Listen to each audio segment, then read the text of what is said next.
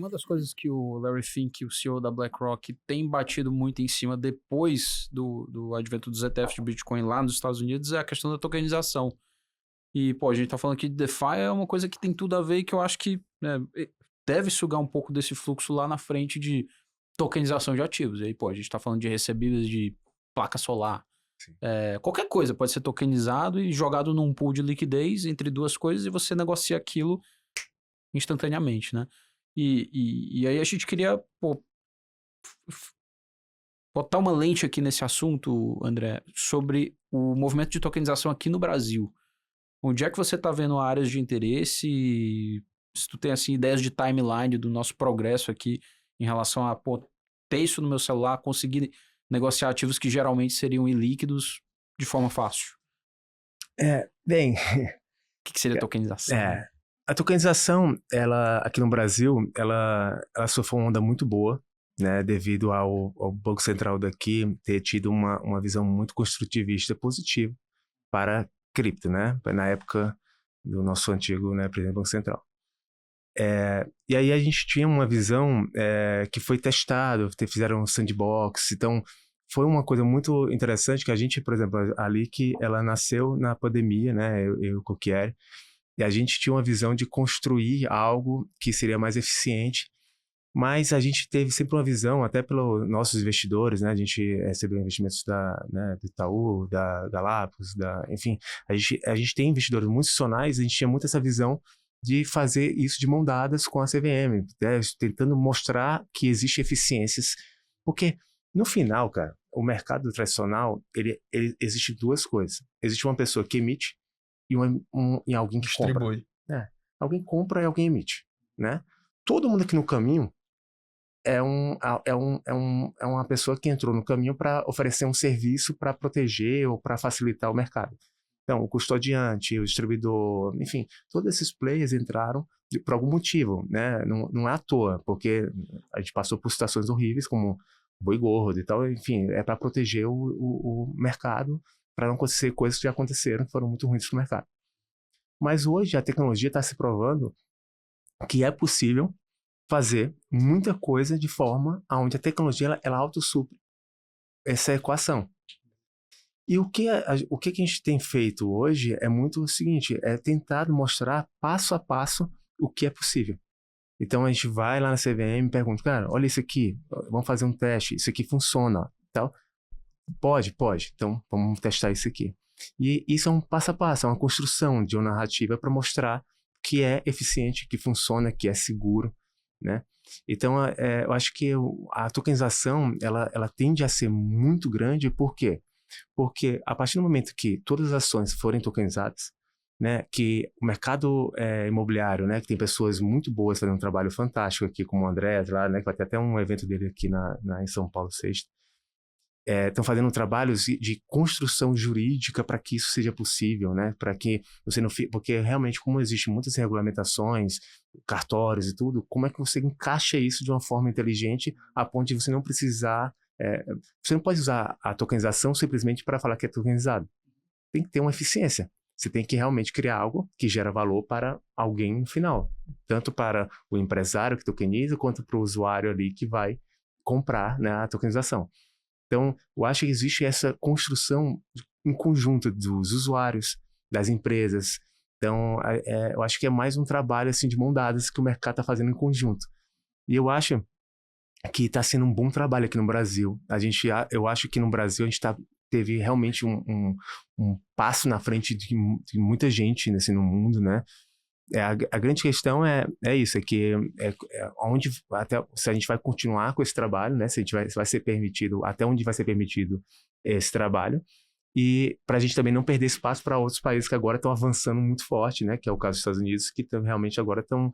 É impressionante, eles abraçaram o cripto e estão, né, criando uma agenda muito positiva. O Trump hoje anunciou que vai estar lançando a carteira dele. Carteira? Carteira do Trump. Carteira cripto? Carteira de cripto Caramba. do Trump.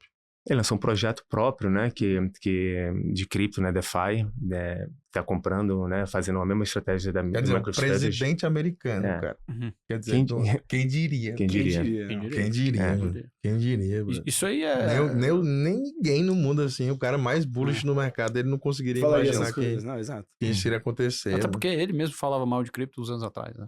Então, É. só que aí a família dele foi desbancalizada, né? Aham. Quando a família dele foi desbancalizada, ele sentiu na pele como é a dor e o prazer. Qual é o né? valor, né? Qual o valor da parada. Então, assim, realmente, mano, pra quem sente a dor mesmo da parada, Instantâneo. é instantâneo. É tipo, você nem tem mais dúvida. Uhum. Você nem quer outra coisa mais. Sim. Essa é a pegada do Bitcoin, assim. Eu sei que por isso que muita gente vira maximalista mesmo, porque realmente é surreal, assim. Eu acho que eu acho que a gente está conseguindo passar melhor a educação, né, de que antigamente era muito linkado, existia uma narrativa muito de crime, né. Hoje eu acho engraçado quando a pessoa me pergunta isso, mas a pessoa usa muito para fazer coisa errada. Eu falei, cara, se eu fosse fazer uma coisa errada, eu não faria com Bitcoin, não. Porque o rastreio do Bitcoin é muito maior do que o dinheiro hoje, né? Então, Tipo, total. é impressionante.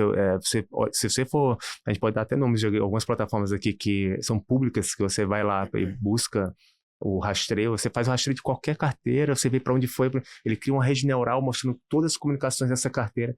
Então, assim, hoje não faz sentido você querer usar isso para algo, tipo, ilícito, assim, na minha opinião, Eles né? falam que o Bitcoin, ele é utilizado para atividades ilícitas como se o dólar nunca tivesse sido utilizado para atividades ilícitas também. Tipo, Tudo, né? Na verdade, tudo. tem essa visão, né? Se você vai...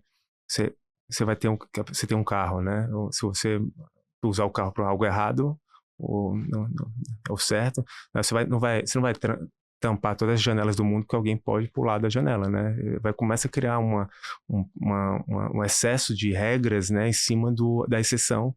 Então, é um perigo isso, né? O pessoal fala muito isso, né? Que você tem que tomar cuidado, porque aí quando você troca, né, um pouco de controle, né, em cima de segurança, em algum momento você pode não ter nem a segurança, nem o controle, nem liberdade. Sim.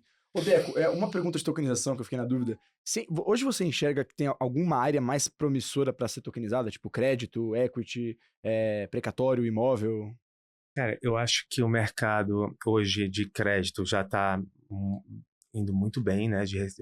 Principalmente a parte de antecipação. A gente criou o TEDIC, né? A gente criou esse veículo que é a tokenização do FEDIC, que está funcionando muito bem no mercado, que foi feito, né, mostrando para a CVM e tudo. A gente lançou agora uma securitizadora toda em blockchain, que é uma inovação da Leak. E a gente está tentando realmente trazer valor para o mercado, né? Para o mercado, assim, como é que eu melhoro a eficiência dos players do mercado. E a gente tem uma visão de longo prazo. A gente acha que, cara, imagina quando realmente a parte imobiliária for tokenizada, porque aí, né, a eficiência de registro vai ser fantástico. Só que imagina que todo esse valor hoje que está parado vai poder servir de sintético para tudo. Então imagina o tanto de liquidez que vai entrar no mercado. Então porque é difícil de explicar, mensurar para onde vai o mercado, né? Exatamente. Porque todo mundo tem bens, mas... E colateral real, né? Porque tudo vai poder ser colateral. Hoje já tem muito colateral sintético alavancado, né?